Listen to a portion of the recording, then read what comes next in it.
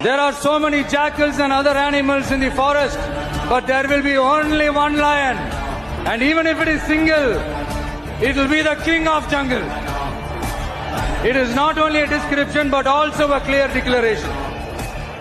ፌብሩዋሪ 2024 ላይ ዝነኛው የታሚል አክተር ተላፕቲ ቪጄ ቀጣይ ፊልሙ የመጨረሻ እንደሚሆን ተናገረ።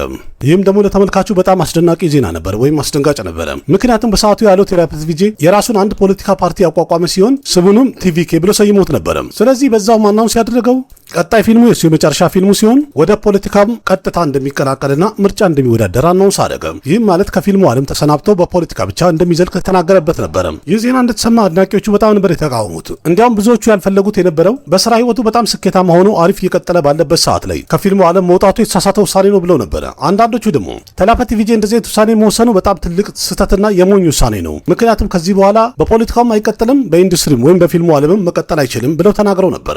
ግን ማን አስቦና ገምቶ ያውቃል? በታሚል ናዱ የፖለቲካ ታሪክ ላይ ያለፉት 50 ዓመታት የተቀመጠው የነበረውን ሪከርድ እንዲሁም ታይቶ የማይታወቀውን ያህል ከፍተኛ ሲት በማሸነፍ ታሪክ ሰርቶ አንደኛ ይሆናል ብሎ ማን ገምቶ ያውቃል? ወይም ያሸንፋል ብሎ ማን ገመተ? ግን ይህን ነገር በትክክለኛው ተላፕቲ ቪጄ ማድረግ ችሏልም አሳክቶታልም። There are so many jackals and other animals in the forest, but there will be only one lion. And even if it is single, it will be the king of jungle. It is not only a description but also a clear declaration. በእርግጥ ቀደም ብዬ ከወራት በፊት በብዙዎቻችሁ ጥያቄ መሰረት የህይወት ታሪኩን ወይም ባዮግራፊውን አቅርቤ ነበር። ባዮግራፊውን አቅርቤላችሁ ነበር። አይታችሁት ከሆነ እኔ እንጃ፣ ካላያችሁት ደግሞ መለስ ብላችሁ ይዩት። እዛ ላይ እንኳን እርግጠኛ ሆኜ በአድናቂ ብዛት ስናየው እንደሚያሸንፍ ተናግሬ ነበር። ይህ አክተር እንግዲህ የመጨረሻ ፊልሜን ያለውን ጀልናይገን የተሰኘውን ፊልም ይዞ በሚመጣ ሰዓት ላይ ፊልሙ ለእይታ እንዳይበቃ መንግስት ከልክሎት ነበረ። በመጨረሻ ግን ምርጫ ተወዳደረና ራሱ መንግስት መሆን ቻለ። አሁን ፊልሙ ከመውጣት ማን ነው የሚከለክለው? በአሁኑ ሰዓት ላይ ብታምኑም ባታምኑም የታሚል ናዱ ቺፍ ሚኒስተር በመሆን ወንበሩ ላይ የተቆናጠጠውና የተቀመጠው የታሚሉ ሱፐርስታር ተላፕቲ ቪጄ ነው። የክልሉ መንግስት መሆን ችሏል። ቀደም ብሎ በእርግጥ በጣም ብዙዎቹ ፊልም መስራትና ፖለቲካ ላይ መምራት ያን ያህል ቀላል አይደለም፣ እንደ ፊልም አይቀልም ብለው ሲናገሩ ነበርም። ግን የታሚሉ ሱፐርስታር ተላፕቲ ቪጄ በትክክል ማሳመንና ማሳየት የቻለው የሱ ስታር ደግሞ በፊልሙ ላይ ብቻ የተገደበ ወይም በአንድ ስራ ብቻ የቆመ እንዳልሆነ አሳይቷል። ስታር ደግሞ በጣም ከፍተኛ ስለሆነ ምናልባትም በዚህ ደረጃ የፖለቲካ ድጋፍም አግኝቶ ማሸነፍ የሚችልበትና ቺፍ ሚኒስተር መሆን የሚችልበትን ድጋፍ ከሰሜን እስከ ደቡብ አጠቃላይ በህንድ ላይ ቢታይ ይህን ያህል ከፍተኛ ስታርደም ይኖራል ብሎ ለማለት አያስደፍርም። በእርግጥ መለስ ብለን ስናይ በህንድ ሲኒማ በጣም ብዙ ተዋናዮች ወደ ሚኒስተርነት ወይም ወደ ፖለቲካው ተቀላቅለው ገብተው ያውቃሉ። የተወሰኑት ማሸነፍ ችለዋል። ግን የፓርቲ አባልና የተወሰኑ ወንበሮችን አሸንፈው ትንሽ ስልጣን ያገኙ እንጂ ማናቸውም ከፍተኛ ደረጃ መድረስ አልቻሉም ነበረም። ቀደም ብሎ በእርግጥ በሳውዝ ኤምፒአር እና ኤፍቲአር የተባሉ አክተሮች ደርሰው ነበር የሚባልበት ደረጃ ደርሰዋል። የተላፕቲ ቪጄን ትንሽ ለየት የሚያደርገው አንድ ተዋናይ ቺፍ ሚኒስተር መሆን የሚችለው ከአንድ ከነባር ፓርቲ ጋር በመቀላቀል ሳይሆን ወይም የዛ ፓርቲ አባል በመሆን ሳይሆን ራሱን አንድ ፓርቲ ይዞ መጥቶ የምረጡኝ ቅስቀሳ አድርጎ ምርጫ ተወዳድሮ ማሸነፍ ሲችል ብቻ ያ ፓርቲ ቺፍ ሚኒስተር መሆን ቻለ ይባላል። የፓርቲው መሪ ማለት ነው። ቀደም ብሎ በእርግጥ ኤምቲ ራመንቸንደር ሳብ የተባለው ዝነኛ አክተር ይህን ነገር ማሳካትና ማድረግ ችለው ነበርም። በጊዜውም ይህ ሰው ወርቃማ የሆነ የስታርደም ጊዜ አሳልፏል። በጣም ብዙዎቹ ወይም ሚኒስተር የሆኑ ፖለቲካ ላይ ያሉ ሰዎች ይህ ሱፐርስታር ወደ ፖለቲካ ከመጣ በቃ አበቃልን ብለው ሲፈሩትና ሲሸሹት ነበርም። በመጨረሻም በእርግጥ እንደዛ ነው የሆነው። ኤፍቲአር ሳብ መጀመሪያ የራሱን ፓርቲ ጀመረ። በ1972 የራሱን ፓርቲ አንድ ብሎ ላውንች አደረገ። በዛ ሰዓት ላይ እንደ ፓርቲ ኮንግረሶች መቀበላቸው ግድ ሆነ።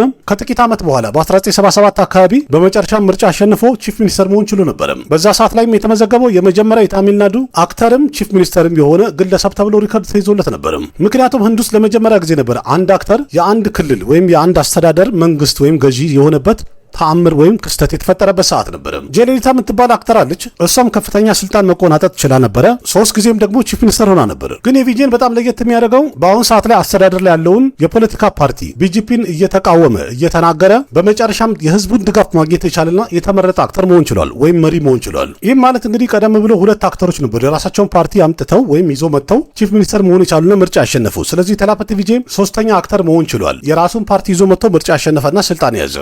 በጣም ብዙ አክተሮች ወይም ተዋናዮች ወደ ፖለቲካ በሚመጡ ሰዓት ላይ የፖለቲካ ፓርቲያቸው ሁለተኛ አማራጭ አድርገው ነው የሚያስቡት። ያም ይመስላል ብዙዎቹ ስኬታማ ያላደረጋቸው። ለዛውም ደግሞ የፊልም ስራቸው በጣም እየቀዘቀዘ ባለበት ሰዓት ላይ እንደ አማራጭ ብሎ ነው የሚገቡት። የተላፕቲ ቪጄን ግን ሁኔታ ስናየው ከዚህ የተገላበጠ ነው።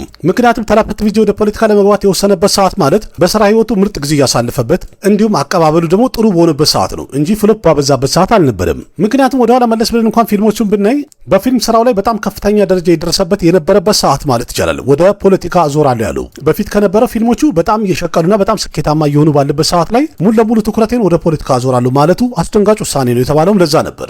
በእርግጥ ራሱን በፊልም ላይ ብቻ ቢገድብና የፊልሙን ገንዘብ እየሰበሰበ ጥሩ ገንዘብ እየሰራለት ስላለ በዛው ስኬታማ ሆኜ ተርፋማ ሆኜ እኖራለሁ ብሎ ቢያስብ ኖረው ትክክል ስኬቱን ማስቀጠል ይችል ነበር። ግን ደግሞ ይሄ ብቻ አይመስልኝም። እንዲያውም የህዝቡን ችግርና ያለውን ብሶት በደንብ ያዳመጠና በቅርበትም ያለባቸውን ችግር ለመቅረፍ እኔ ስልጣን መያዝ አለብኝ ብሎ ያሰበበትና ወሰነበት ሁኔታ እንደተፈጠረ አንዳንድ መረጃዎች ያሳያሉ። በጣም አስደናቂ የሚያደርገው ተላፈቴ ቪጄ ቀደም ብሎ ፊልሙ ላይ አንድ መኪና ሲነዳ ታርጋው የነበረው እንዲያውም ቀደም ብሎ ተንብዮ ነበረ ምርጫ እንደሚያሸንፍና የታሚልናዱ ቺፍ ሚኒስተር እንደሚሆን ተንብዮ ነበር የሚያስብል አንድ ክስተት ታይቷል። ዛሬ ላይ አድናቂዎቹ በጣም እያንሸራሸሩት ነው ያለው። ያም ደግሞ ተላፈቴ ቪጄ የሚያሽከረክራት መኪናም ታርጋዋ ታሚልናዱ ይልና ከዛ በኋላ ሲኤም ይላል ማለትም የታሚልናዱ ቺፍ ሚኒስተር። በመቀጠልም ዓመተ ምህረቱ 2026 ብሎ አስቀምጦት ነበርና ይሄ አሁን ምርጫ ያሸንፋለሁ ብሎ አስቡ እንደዚህ ታርጋ ያደረገው ወይስ እንደሚያሸንፍ እርግጠኛ ነበር የሚል ትልቅ ጥያቄ ፈጥሯል። እናም በጣም አስገራሚ ክስተት ሆኗል። አሁን ላይ እንግዲህ ሁሉም ተስፋ አድርጎ እየጠበቀ ያለው ስልጣኑን ከያዘ በኋላ የህዝቡን ድምጽ እንደሚያዳምጥና ያለውን ችግር እንደሚቀርፍ ሁሉም ተስፋ አድርጎ እየጠበቀ ነው ያለው። በዛ ሌላ በተጎነው ዓለም ላይ ያሉ የተለያዩ አክተሮች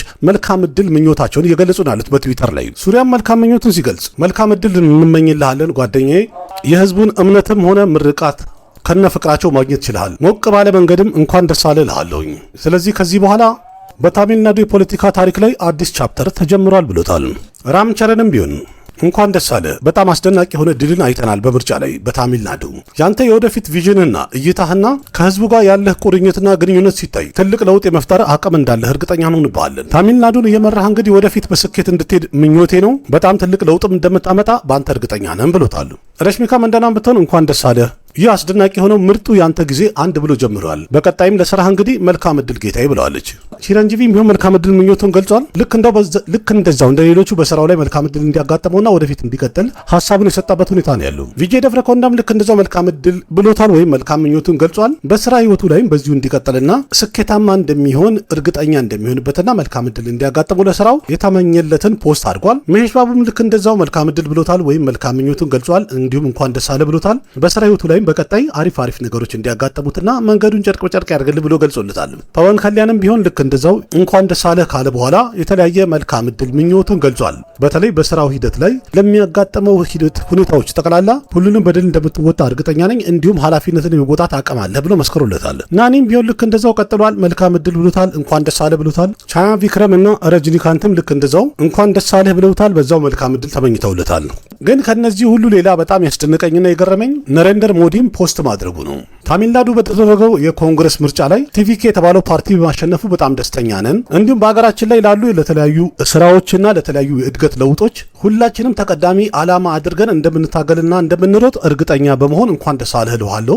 እንዲሁም የታሚልናዱ ማህበረሰብ በጣም ታታሪና ጥሩ ሰው እንደሆነ እርግጠኛ ነኝ ብሎ የተለያየ ነገር ሀሳቡን ገልጾበታል። እና በጣም አስገራሚ የሚያደርገው ይህን ምርጫ ለመወዳደር ገና አንድ ብሎ በጀመረ ሰዓት ላይ በፊልሙ ከምርጫው ጋር የተያዙ የተለያዩ ፕሮፓጋንዳዎችን ያራዝማል ወይም ያራግባል ብሎ ስላሰቡ ፊልሙን አግደውበት የነበረው አሁን ካሸነፈ በኋላ እንኳን ደስ አለ ሲሉት በጣም ይገርማል። ይህ ነው እንግዲህ በደንብ ከጣጣርክና በደንብ ከጣርክና ከሰራህ ጠላትህንም ወይም የሚቃወምህንም ሰው ማንበርከክ ትችላለህ የሚባለው በትክክለኛ አሳይቶናል። ይቅናው። ለማንኛውም የሚመቸው እናንተ ምን ትላላችሁ? በዚህ ደረጃ እንደዚህ ያሸንፋል ብላችሁ አስባችሁ ነበረ? በእርግጥ የአድናቂው ቁጥርና ያለው ማህበረሰብ ብዛቱ ሲታይ እሱን የሚያደንቀውና የሚወደው እንደሚያሸንፍ ሁሉም እርግጠኛ ሆኖ ነበረ። ግን በዚህ ደረጃ እስከዛሬ ድረስ ታይቶ በማይታወቅ ከፍተኛ ወንበርን በመያዝ ኮንግረስ ውስጥ ሪካርዱን ሰብሮ ያሸንፋል ብዬ እንኳን አልጠበቅኩም ነበር። ግን በጣም አስገራሚ ያድርጎታል። ይቅናው፣ ይመቸው። ለማንኛውም ያሉትን አንዳንድ መረጃዎች ላቀብላችሁ ብዬ ነው አጠር ባለ ቪዲዮ የተከሰትኩትኝ። ይህንን እርግጠኛ ነኝ መስማት ትፈልጉ ይሆናል ብዬ ነው። የተላፈቴ ቪጄ አድናቂዎችም ትኖራላችሁ፣ የሳውዝ ፊልም ተመልካቾችም ትኖራላችሁ። ይህን ዜናም ሰምታችሁ ሊሆን ይችላል። ምንድን ነው የሚለውን በዝርዝር ላቀርብላችሁ ብዬ ነው። ቪዲዮ ከተመቻችሁ ላይክ አድርጉ፣ ያላችሁን ሀሳብ አስተያየት በኮሜንት ግለጹ፣ ለጓደኞቻችሁም ሼር አድርጉ። ለቤቱ አዲስ ሆናችሁ ሰብስክራይብ በማድረግ ቤተሰብ ሆኑ። ልክ እንደዚህ ከአንድ ሲኒማ ጋር የተያዙ በጣም ብዙ መረጃዎችን ተራ በተራ በዚህ ዩቲዩብ ቻናል እንቀባበላለን። አቅራቢያችሁ ቃሲም መካ ነበርኩኝ። በሌላ ምርጥ ቪዲዮ በድጋሚ እስከምንገናኝ ደህና ሁኑ። ባባይ። My dear sir, my dear uncle, already decide பண்ணியாச்சு. கான்ஃபிடென்ட் ஆருங்க மக்களே, நல்லதே நடக்கும். வெற்றி நிச்சயம். ना जाने कैसा एहसास है, बुझती नहीं है क्या प्यास है, क्या नशा इस प्यार का मुझ पे सनम छाने लगा. कोई न जाने क्यों चैन होता है, क्या करूँ कुछ होता है, क्या करूँ हाय कुछ होता है.